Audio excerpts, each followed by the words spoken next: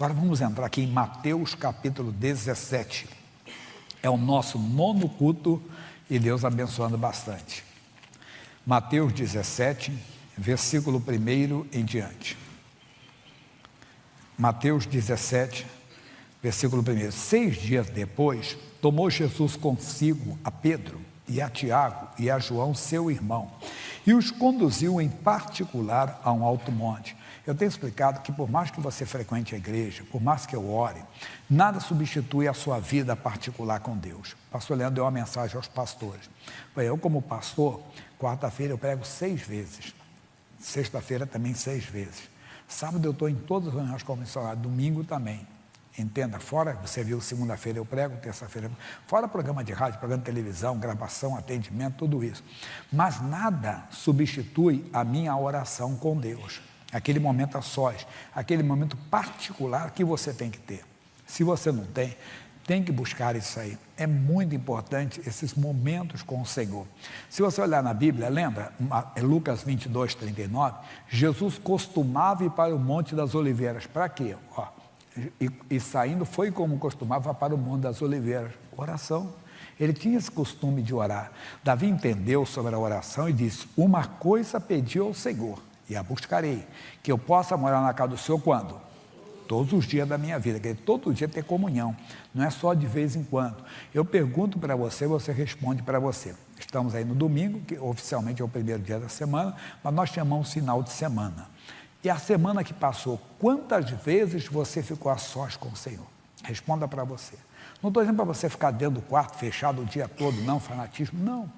Que seja 5 minutos, você pega um pregador, eu estou lendo tenho assistido vídeos de 2 pregadores que falam bastante sobre oração, um chamado Kenneth Hagin, outro chamado Paul Yong-Cho. E ele fala a importância da oração. Um ensina você a orar com a palavra. Você pega um versículo da Bíblia, por exemplo, fortalecei-vos no Senhor, na força do seu poder, Efésios 6,10. Meu Deus, eu quero me fortalecer no Senhor, na força do seu poder. Gálatas 2,20, né? Não sou eu, mas quem vivo, mas é Cristo que vive em mim. Oh Deus, eu quero chegar a esse estágio. Então, com essas palavras, você vai orando. Gasta ali 5 minutos com Deus, pega o hábito de orar, você vai ver que vai fazer muito bem para você. Mas vamos à frente que tem muita coisa. E transfigurou-se diante deles, e o seu rosto resplandeceu como o sol, e as suas vestes se tornaram brancas como a luz. O que é isso, pastor Jaime? Você vai ter uma experiência como nunca teve, você vai conhecer o Jesus sobrenatural, não como os homens conhecem. Você vai conhecer Jesus como ele deve ser apresentado para você. Jesus que opera milagres, que te dá confiança, que te dá segurança, pode ter certeza. E eis que lhe apareceram Moisés e Elias falando com ele. Eu falo que aqui não é um debate teológico não, as pessoas creem, tem várias interpretações. Uma que as pessoas comentam é que isso aqui é uma figura ou um retrato do reino futuro. Por quê? Porque o Moisés, nós sabemos que ele morreu. Não está escrito na Bíblia? Onde está escrito? Josué capítulo 1. O que diz lá? Em Josué capítulo 1. E sucedeu que depois da morte de Moisés, Josué 1:2, ele diz assim, capítulo 1, versículo 2, Moisés, meu servo, é morto. Então está claro. No segundo livro de Reis, capítulo 2, versículo 11, fala do arrebatamento de Elias.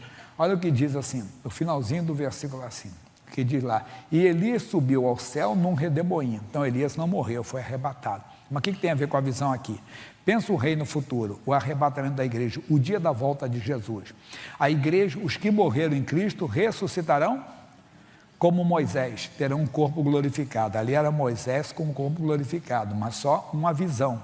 E depois para o Elias, quer dizer que representa a igreja. Se fosse hoje a volta de Jesus, a igreja seria arrebatada. De vez em quando você vê um filmezinho na internet sobre a volta de Jesus, tem gente que até se arrepia, fica com medo. Não, vai ser um dia glorioso, mas tem que se preparar e preparar também a família para isso. Mas voltando aqui, então, representa o reino futuro. E Pedro, tomando a palavra, disse a Jesus, Senhor, bom é estarmos aqui, se queres façamos aqui 3 tabernáculos, 3 cabanas, uma para ti, uma para Moisés e uma para Elias. Ele nem sabia o que estava falando, ali era corpo glorificado, né? Era visão espiritual só uma visão. Mas às vezes também nós falamos do que não entendemos. Jó capítulo 42, versículo 3, O Jó desabafa e fala isso para Deus. Olha, e diz assim: quem é aquele, dizes tu, que sem conhecimento encobre o conselho? Por isso falei do que não entendi, as que coisas que para mim eram maravilhosíssimas e que eu não compreendia. E também não compreendemos, queremos falar. Nós devemos até nos calar quando não entendemos. Deus só vai. Eu gosto quando alguém faz pergunta ao missionário, ele diz assim: ó, eu passo, aí eu não tenho explicação. Melhor do que você chutar, não é verdade? O chutômetro, alguma coisa. Não.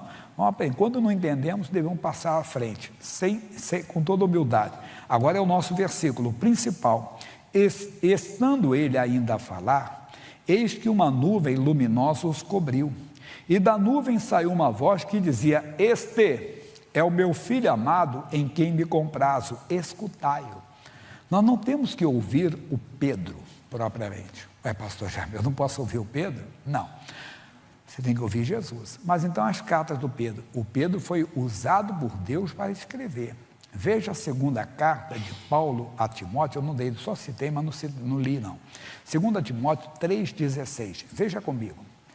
Diz assim: toda a escritura divinamente inspirada é proveitosa para quê? Para ensinar, para redaguir, que é responder, né? Assim com argumentos, para corrigir, para instruir em justiça. Toda a escritura é divinamente inspirada. Toda ela, então, não é o Pedro, é como alguém diz, Deus falou através de Pedro, Deus falou através de Paulo. Aí eu brinco com a igreja, que as pessoas às vezes dizem assim: eu não creio na Bíblia porque foi homem que escreveu. E uma pessoa colocou na internet, claro que tinha que ser homem, não podia ser o cachorro. Quem escreve é o homem, não é verdade? O homem que é chamado o animal o quê? Racional. Então, para com essa bobeira, eu não creio na Bíblia porque foi escrita por homens. Quem ia escrever? Cavalo?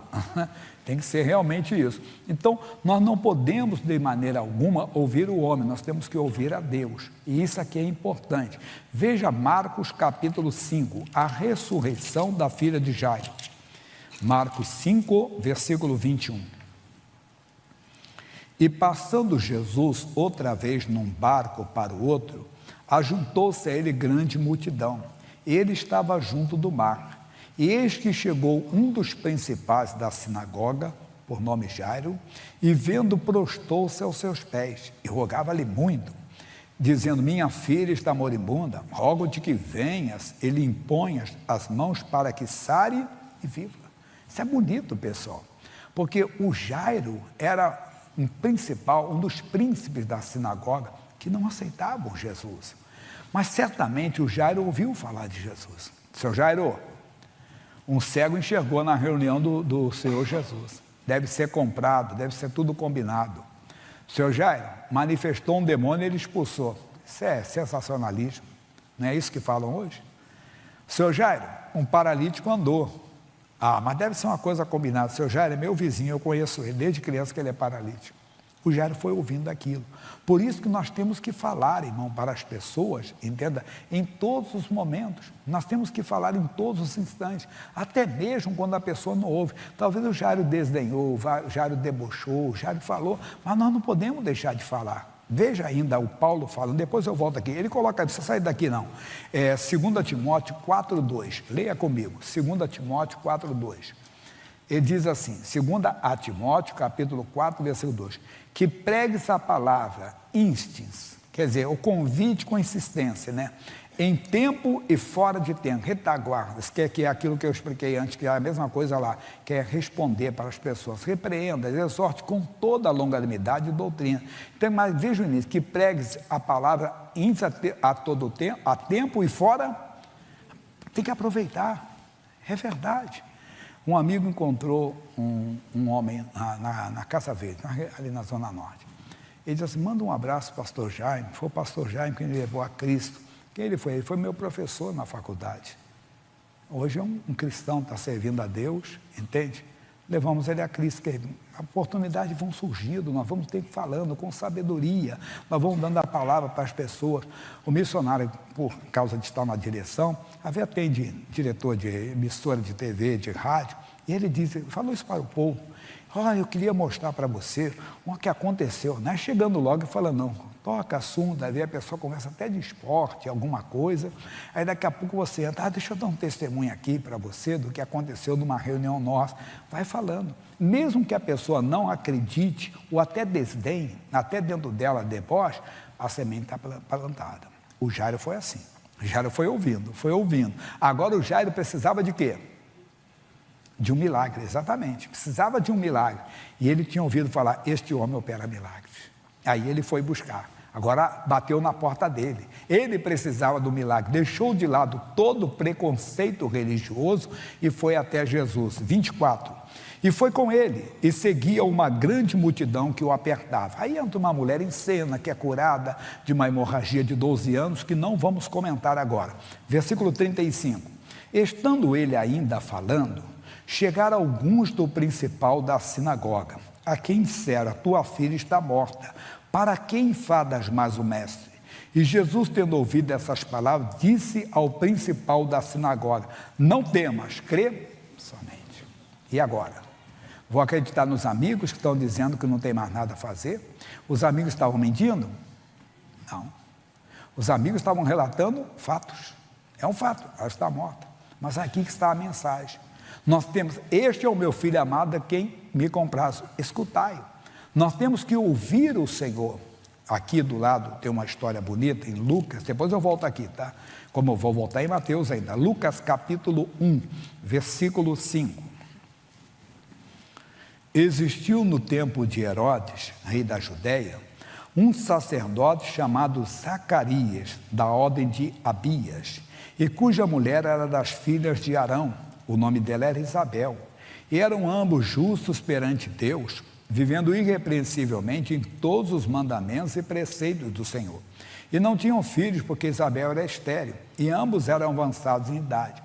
Aí nós aprendemos que ele continuou servindo a Deus, continuou na presença, mesmo faltando o filho, ele não abandonou o ministério, não abandonou a casa de Deus. No versículo 11 diz, então o anjo do Senhor lhe apareceu posto em pé, à direita do altar do incenso. E Zacarias, vendo, turbou-se e caiu o temor sobre ele. Mas o anjo lhe disse, Zacarias, não temas, porque a tua oração foi ouvida. Isabel, tua mulher, dará à luz um filho, e lhe porás o nome de João. Quando ele ouviu isso, Zacarias não entendeu. Versículo 18 diz, Zacarias, ao anjo, como saberei isso? Pois eu já sou velho e minha mulher avançada de idade. O anjo, eu envelheci, todo mundo envelhece. E respondendo o anjo, disse-lhe, eu sou Gabriel, que assisto diante de Deus, e fui enviado a falar-te e dar-te essas alegres novas. Todavia ficarás mudo, e não poderás falar até o dia em que essas coisas aconteçam, porquanto não creste nas minhas palavras, que a seu tempo se hão de cumprir. E se cumpriu. Versículo 57, chegou o grande dia, e completou-se para Isabel o tempo de dar à luz, e teve um filho. E os seus vizinhos e parentes ouviram que tinha Deus usado para com ela de grande misericórdia, e alegraram-se com ela. E aconteceu que ao 8º dia vieram circuncidar o menino. Eles chamavam Zacarias, o nome de seu pai. E respondendo sua mãe, disse, não, porém será chamado João. E disse ela, ninguém há na tua parentela que se chame por esse nome. Lembra que eu comentei aqui, que o pessoal gosta de dar nome até para os nossos filhos, né? Às vezes querem dar nomes para nós.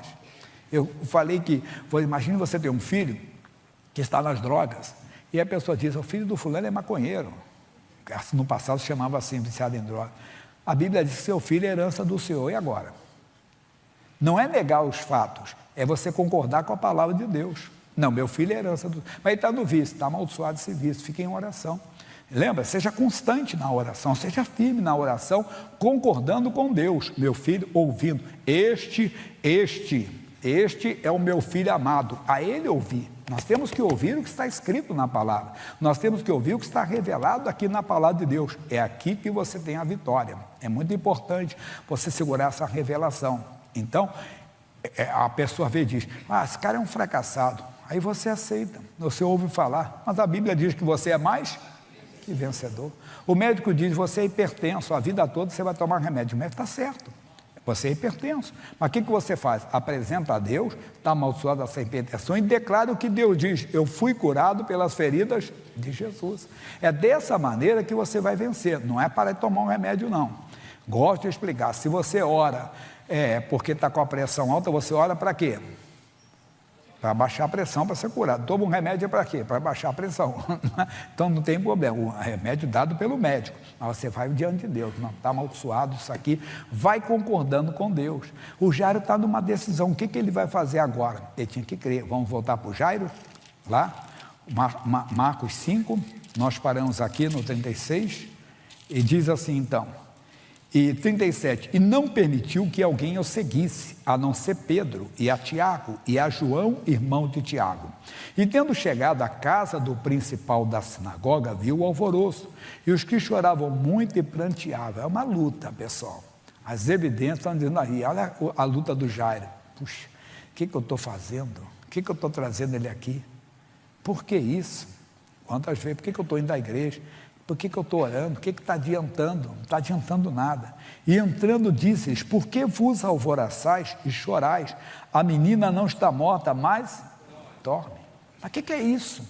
Lembrando do que diz a Bíblia na segunda carta aos Coríntios 5:7, nós andamos por fé e não por vista. Jesus falou, crê somente. Então eu tenho que segurar essa palavra, eu tenho que crer no que ele diz, mesmo que tudo diga ao contrário.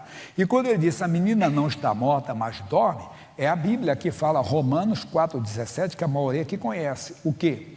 Como está escrito, por pai de muitas nações te constituí, perante aquele no qual creu, a saber Deus, o qual vivifica os mortos e chama as coisas que não são, como se já fosse. Chamou. Quer dizer, a menina está morta? Não, ela dorme.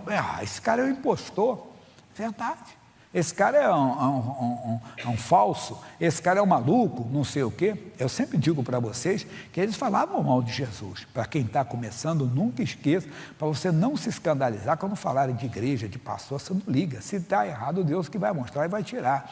Lá em João 7,12, eles falaram isso de Jesus. Olha, 7,12, e havia grande murmuração entre a multidão a respeito dele. Diziam alguns, ele é bom. Outro dizia, não, antes engana. De quem eles estão falando? Imagine de mim, imagine de você. Então vamos dizer no trabalho, esse cara é maluco, na família, está fanático. Não, você fica com a palavra. Segura aquilo que está escrito e você vai vencer. Voltando aqui que tem que terminar essa parte. E ele diz, e riam-se dele, vão rir de você, porém ele tendo-os feito sair, tomou consigo o pai e a mãe da menina, e os que com ele estavam, e entrou onde a menina estava deitada. Quem crê é que vê, quem não crê fica de fora, irmão, não vai ver esses milagres. E tomando a mão da menina, disse-lhe, talitá comi, que traduzido é, menina te digo. E logo a menina se levantou e andava, pois já tinha 12 anos, e assombraram-se com grande espanto. Irmão, volta então para o Mateus 17:5. Aqui ele está dando a receita para você vencer. E estando ele ainda a falar, eis que uma nuvem luminosa os cobriu, e da nuvem saiu uma voz que dizia, este é o meu filho amado em quem me comprazo, escutai. Faça isso, comece a ouvir a palavra de Deus, mas lembra do início? O seu momento a sós, o seu momento particular com Ele, o seu momento de comunhão com Ele, vai fazer você entender mais. Quando você começar a buscar a Deus, querer Deus, pedir Deus, eu quero meu coração temente a Ti.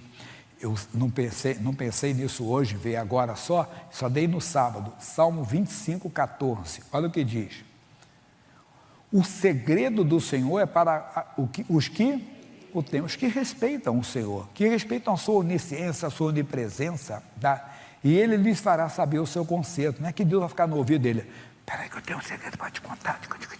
Não, olha aqui o segredo, ó, você ouve, eu leio, eu não entendo, você vai começar a entender. Você vai ouvir o Senhor, você vai compreender, ficar com Ele, mesmo quando tudo diz ao contrário. Você vai começar a acreditar nele. Tire os seus momentos de oração, muito importante, seus momentos a sós, você vai ver muito Deus na sua vida. Amém?